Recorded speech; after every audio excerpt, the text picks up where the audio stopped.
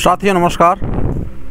साथियों, यदि आप नए रोज़गार के तलाश में हैं और आप बैंकिंग का काम करना चाहते हैं, बैंकिंग सेक्टर में आना चाहते हैं, तो आपके लिए बहुत अच्छी व्यवस्था जो है फिनो पेमेंट बैंक लेकर के आया हुआ है। फिनो पेमेंट बैंक की CSP भी आसानी से मिल जाती है, बल्कि बहुत ही कम समय में स्टार्ट हो जाती है।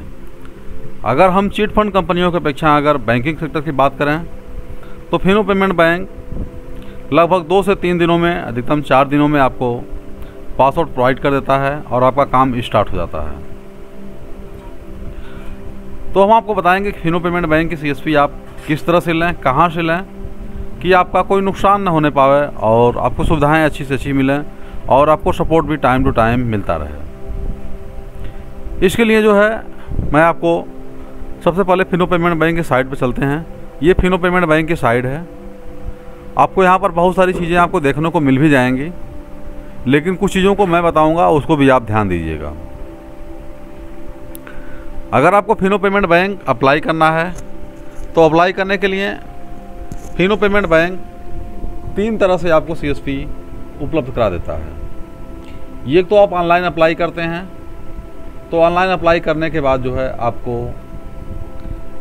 संबंधित डिस्ट्रीब्यूटर या ब्रांच के CSO या CRO या ब्रांच मैनेजर के द्वारा आपको कॉल जाती है और आप उसके थ्रू जा कर के अपनी ID को बनवाते हैं।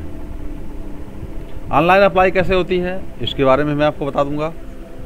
उसके पहले मैं बताता हूं कि ज़्यादातर 99% आइडियाँ जो है यह YouTube पर वीडियो देख करके या ब्रांच पर जा कर के लोग ID बनाते हैं।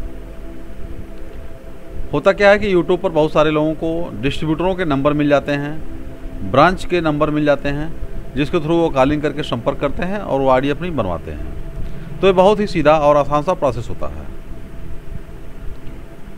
मैं आपको जो बताने जा रहा हूँ, यहाँ पर बहुत सारे लोग ऑनलाइन ठगी के शिकार भी हुए हैं, पैसा भी उनका फंसा हुआ है, कुछ लोगों ने पैसा ज़्यादा भी दिया हुआ है। तो इसके लिए मैं आपको सबसे पहले बताना चाहता हूँ कि जो भी लोग फिनो पेमेंट बैंक की CSP चलाना चाहते हैं, लेना चाहते हैं, वो तो एक चीज़ ध्यान दें कि फिनो पेमेंट बैंक की CSP का कोई भी एक अस्थायी रेट अलग अलग प्रदेशों के अलग अलग जगहों के हिसाब से है। जैसे हम उदाहरण तौर पर अगर हम बात करें तो अगर हम यूपी के रहने वाले हैं, यूपी में अगर हम ID लेना चाहते हैं तो यूपी ईस्ट में जो है ID आपको मिल जाएगी लगभग 1500 में। वहीं अगर हम यूपी वेस्ट की बात करें तो यहाँ पर ID आपको 2000 में बनेगी। वहीं अगर हम VP सेंट्रल की बात करें तो वहाँ भी लगभग 2000 की ही प्लान चलते हैं। यहीं अगर हम बात करें बिहार की तो वहाँ पर भी मॉडल 2000 का ही सभी जगह पर चल रहा है।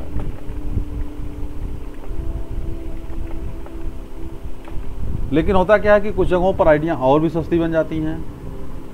बनने के पीछे रीज़न होता है कि जो EP ईस्ट का डिस्ट्रीब्यूटर है, यह अगर बिहार में ID बनाता है या यूपी वेस्ट में ID बनाता है तो यह 1500 के प्लान में ही ID बना देता है। इसको बनाने का पावर होता है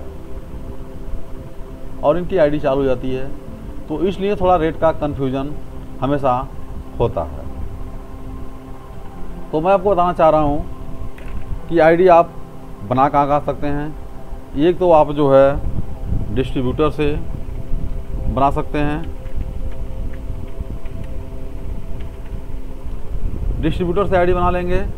उसके बाद आप जो है ब्रांच के कुछ अधिकारी होते हैं जो ID बनाते हैं। डायरेक्ट आप ब्रांच पर अगर जाते हैं तो वहाँ पर मिलते हैं आपको CSO, जो फिनो बैंक के एम्प्लॉय माने जाते हैं और सबसे लोअर स्थान पे होते हैं। उससे ऊपर होते हैं इनके जो है CRO, ये भी ID बनाने में निपुण होते हैं और ये भी ID बनाते हैं। इसके अलावा ब्रांच मैनेजर, जिनको हम लोग लैम कहते हैं, ये भी ID बनाते हैं। अब आपको ID अगर बनानी है तो आपको पैसे की बात हो गई, सपोर्ट की बात समझ लीजिए। नहीं, पैसे की बात तो समझ लीजिए कि पैसे किसी को भी आपको नगद किसी के हाथ में देना नहीं है। उदाहरण के तौर पर मैं देखिए यहाँ पर एक एक्सेल अपना खोल रहा हूँ। अभी सेक्शन में देखिए मैंने बहुत सारे लोगों का मैंने आईडी बनाया हुआ है। मैं एक उदाहरण के तौर पर जो है मैं बता रहा हूँ कि जब आईडी बनाते हैं हम लोग तो करते क्या है। देखिए मैंने आईडी बनाया हुआ है, अब इसे मैं दिखा रहा हूँ आपको किसमें। एक होता है अकाउंट नंबर, देखिए ये इनकी आईडी है, तो ये होता है अकाउंट नंबर। ऐसे ही आईडी जब आपकी तैयार हो जाती है तो आपको भी एक अकाउंट नंबर मिलता है इस तरह से। जैसे देखिए यहाँ पर 2011 ये करके किसी का अकाउंट है, तो आपको जो अकाउंट मिलता है, पैसा आप अगर इस अकाउंट में डालते हैं तो कभी भी आपका नुकसान होने का कोई डर नहीं है और हर हालत में आपको जो है पैसा आपके अकाउंट में रहेगा और सुरक्षित रहेगा। लेकिन अगर आपकी आईडी बनती है, केवाईसी होती है, ये अकाउंट मिलता है, इसके बावजूद आप पैसा इसमें नहीं डालते हैं, आप डिस्ट्रीब्यूटर को, ब्रांच के सीएसओ सीआरओ या ब्रांच मैनेजर को नकद देते हैं, हार्ड कैश देते हैं, तो परेशानियां आने की संभावना हमेशा बनी रहती हैं। लेकिन ये पैसा आपको डालना कब होता है, इसके बारे में भी मैं आपको बता रहा हूँ। जब आपकी आईडी पहले कोई भी डिस्ट्रीब्यूटर हो या ब्रांच का सीएसओ सीआरओ हो, यह आपके पास जाता है या आप उसके पास जाते हैं, तो आपकी पहले ही केवाईसी होती है। यानी अगला आदमी आपका करेक्टर आईडी अपना खोलेगा, खोलने के बाद आपका मोबाइल नंबर डालेगा, डालने के बाद ओपन अकाउंट आएगा, मर्चेंट अकाउंट सेलेक्ट करेगा, वहाँ पर मर्चेंट बनेंगे, डिस्ट्रीब्यूटर बनेंगे, सेलेक्ट करेगा, आपके जो है आधार नंबर डाला जाएगा, फिंगर लगवाया जाएगा, आपकी सारी प्रोफाइल खुल करके आएगी। कुछ जनरल डिटेल्स में भरने होते हैं, आपके मंथली इनकम वगैरह, नामनी नाम वगैरह भरने होते हैं। उसके बाद आधार कार्ड, पैन कार्ड उसमें अटैच होता है, फीड होता है। उसके बाद जो है आपको पैन कार्ड डिक्लेरेशन करना होता है। उसके बाद आपके 10 अंगुली के फिंगर लगते हैं। 10 अंगुली के फिंगर लग जाने के बाद फिर जब नेक्स्ट करते हैं तो फिर आपका वेरिफिकेशन फिर एक बार अंगुली लगती है और आपके मोबाइल पर OTP जाता है। OTP डालने के बाद जो है आपको एक स्क्रीन खुल करके आती है, जिसे हम लोग आईडी उसमें रहता है, अकाउंट नंबर आता है।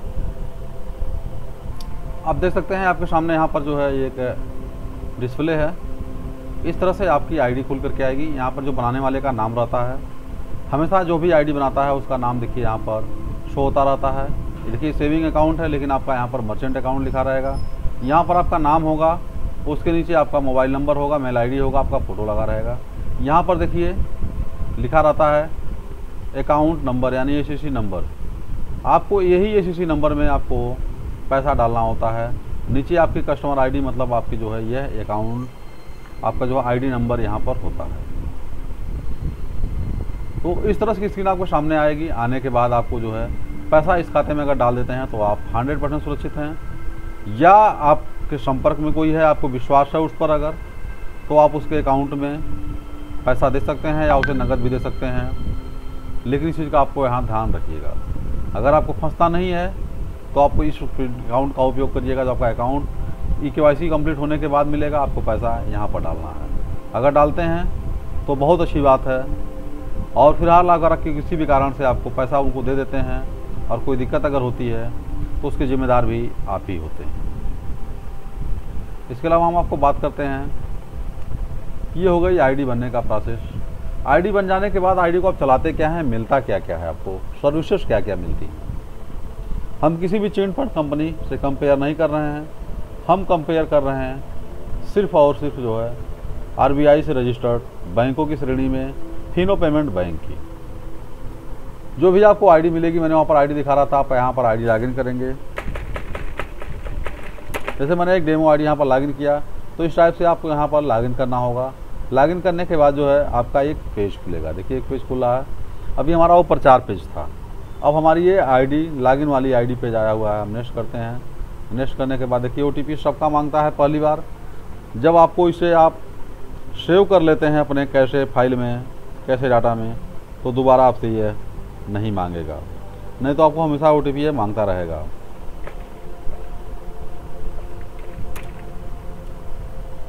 अब आपको पासवर्ड डालना है। जैसे मैंने पासवर्ड मैंने अपना सेव रखा हुआ है, तो मैंने यहाँ से नेक्स्ट कर दिया।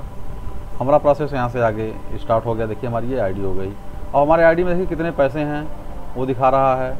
हमारा MAB बैलेंस क्या है, इसका मतलब कुछ नहीं होता है, ये मंथली एवरेज बैलेंस होता है। इस बैलेंस से हमको कोई भी मतलब नहीं होता है। मतलब तब होता है जब हम इसके क्राइटेरिया में पहुंचते हैं तो हमारा कमीशन ज़्यादा बढ़ जाता है। यानी मंथली जो एवरेज है ये 50,000 से अधिक अगर होता है तो हमारा कमीशन थोड़ा सा बढ़ जाता है। ये हमारा जो अवेलेबल बैलेंस है जिसे हम काम करते हैं, ये हमारा मुख्य रूप से पैसा होता है। इसमें क्या क्या हमको सर्विसेज मिलती हैं, क्या क्या काम कर सकते हैं, इसके बारे में मैं आपको बता रहा हूँ। आपको मैं आईडी जो है खुला हूँ चूँकि लैपटॉप सिस्टम में, मोबाइल में और देखने में सुंदर होता है और बढ़िया ढंग से चलता है। अब इसमें आप देख लीजिए, माइक्रो एटीएम से निकासी करेंगे, एपीएस से निकासी करेंगे, कैश बाज़ार की सुविधा है, फिनो सहयोग की व्यवस्था यहाँ पर है, जो है ज्ञान कोष फिनो कोष की व्यवस्था यहाँ पर है। ये माइक्रो एटीएम जिनका चिप वाला है उनसे पैसा निकालने की व्यवस्था है। मर्चेंट सपोर्ट सबसे अच्छी व्यवस्था होती है कि हमारा सपोर्ट कौन करेगा। देखिए मैंने यहाँ पर क्लिक किया तो देखिए मेरे सामने खुल जाएगा कि मेरा सपोर्ट कौन करेगा। मोहम्मद तारिक खान ये हमारे जो है यहाँ पर सेल्स ऑफिसर हैं, दिव्यांशु हमारे जो है ब्रांच मैनेजर हैं। तो इस तरह का आप सपोर्ट भी करने के लिए आपको मिल जाता है। लेकिन फिलहाल अभी हमारे लोग ट्रांसफ़र हो गए हैं तो नया अपडेशन अभी तक नहीं हुआ है। तो इसके अलावा आपको डैशबोर्ड मिल जाता है, पेमेंट सर्विस मिल जाएगी, ट्रैक रिवीजन, अगर जब आईडी वगैरह खोलते हैं तो रिवीजन चेक करने का यहाँ पर ऑप्शन है, या रिवीजन में जो कन्फर्म आपको मालूम है कि मेरी ये आईडी रिवीजन में, आप वहाँ से खोल करके चेक कर लेंगे। ट्रांजैक्शन डिटेल अगर देखने का ऑप्शन यहाँ पर है, कैश इन और कैश आउट की क्या व्यवस्था आपकी है। इसके अलावा यहाँ पर रिपोर्ट की अगर हम बात करें तो रिपोर्ट यहाँ से देख सकते हैं, ट्रांजैक्शन स्टेटस जो है डिटेल्स निकाल सकते हैं, अकाउंट हिस्ट्री देख सकते हैं, लिमिट देख सकते हैं और ट्रांजैक्शन रिपोर्ट देख सकते हैं। तो फिनो पेमेंट बैंक एक बहुत अच्छी सुविधा देती है। किट मेजरमेंट, जो किट की व्यवस्थाएं होती हैं, कैसे आप ऑनलाइन ऑर्डर करेंगे, कैसे जो है कहाँ तक पहुँचा हुआ इसको देखेंगे। ज्ञान कोष एक अच्छी चीज़ है कि ज्ञान कोष में आपको कोई भी सर्विस को काम करने का आपको नहीं आता है तो आपको यहाँ समझाया गया है कि किस तरह से जो है पीडीएफ में किस तरह से आप जो है उस सर्विस को देंगे लोगों को। तो इस टाइप से जो है बहुत अच्छी सर्विसेज इसके फिनो पेमेंट बैंक आपके लिए लेकर के आया हुआ है और बहुत ही हम लोगों के लिए यह कारगर साबित है। खास करके बहुत कम पैसे में आपको सीएसपी हर जगह पर मिल जाती है। इसका कोई ये नहीं है कि आपको इस इलाके में या इस जगह पर आपको आईडी नहीं मिलेगी, इसकी आईडी सभी जगह पर उपलब्ध हो जाती है। पैसे भी बहुत कम लगते हैं। इसके अलावा बहुत सारे लोग हैं जो केवल एपीएस से काम करते हैं। लेकिन साथियों मैं कहना चाहता हूं कि जो लोग एपीएस से काम करते हैं वो लोग लंबी दूरी तय नहीं कर सकते हैं, वो ज़्यादा पैसा नहीं कमा सकते हैं। इसलिए जब भी आप आईडी लीजिए तो साथ में माइक्रो एटीएम जरूर लीजिए। यदि आप माइक्रो एटीएम भी लेते हैं तो माइक्रो एटीएम से आपको ट्रांजैक्शन करने की सुविधा मिल जाती है जितना एटीएम कार्ड की लिमिट होती है। जैसे एटीएम कार्ड की लिमिट अगर 10,000 निकालेंगे, 1 लाख है तो 1 लाख निकालेंगे, 2 लाख है 2 लाख निकाल देंगे। ये बहुत अच्छी सुविधा माइक्रो एटीएम की होती है। उससे आप बैलेंस इंक्वायरी भी कर लेते हैं। और सबसे बड़ी खासियत कि जब आप अकाउंट ओपनिंग करते हैं तो अकाउंट ओपनिंग के समय जो है आप जो पिन जनरेट करना जाता है वो पिन जनरेट आसानी से हो जाता है। तो पिन जनरेट करने के कारण जो है आपके साथ ग्राहक लगे रहते हैं कि कोई भी दिक्कत या कोई भी बात अगर होती है तो उस काम को आप आसानी से कर लेते हैं। साथियों मैंने जो आपको बताया ये फिनो पेमेंट बैंक के बारे में बताया। जहाँ तक अब तक अगर आप सुने हैं तो सहयोग की बात कर लें कि सबसे बेहतर फिनो पेमेंट बैंक का कहीं से भी आईडी लें तो आप आईडी डिस्ट्रीब्यूटर से ही लें। डिस्ट्रीब्यूटर से आईडी लेने में आपको फ़ायदा ये होता है कि डिस्ट्रीब्यूटर आपका लाइफ टाइम हमेशा सहयोग करता रहता है, क्योंकि आपके कमीशन में ही डिस्ट्रीब्यूटर का कमीशन बना रहता है। लेकिन आईडी अगर आप ब्रांच से लेते हैं तो आपके कमीशन से उनको कमीशन का कोई मतलब नहीं होता है। आपका बिजनेस हो या ना हो, उनका अपना खुद का टारगेट होता है, तो इसलिए वो सहयोग उतनी अच्छी आपको नहीं कर पाते हैं। और यहाँ पर आपको दोहरा लाभ मिलता है। डिस्ट्रीब्यूटर आपको 7 दिन और 12 घंटे सहयोग करता है और ब्रांच जो है आपको 8 घंटे अधिकतम सहयोग करेगा, लेकिन वो 7 दिन नहीं करेगा, हफ्ते में 5 दिन ही सहयोग करेगा। तो साथियों जो जानकारी में थी हमने आपको बताया। यदि आपको फिनो बैंक की सीएसपी लेनी है या डिस्ट्रीब्यूटर आईडी लेना है तो डिस्क्रिप्शन में हमने अपना नंबर और बहुत सारे डिस्ट्रीब्यूटरों का नंबर दिया हुआ है। आप उनसे आईडी लेकर के अपना काम को स्टार्ट कर सकते हैं। लेकिन लेन देन का मामला है, सावधानी जरूर बरतिएगा। साथियों अगर ये वीडियो आपको पसंद आया हो तो वीडियो को जरूर लाइक करिएगा और अपने मित्रों में शेयर भी करिएगा। और हमारे चैनल पर नए हैं तो चैनल को सब्सक्राइब जरूर कर लीजिएगा। साथियों नमस्कार, जय हिंद, जय भारत।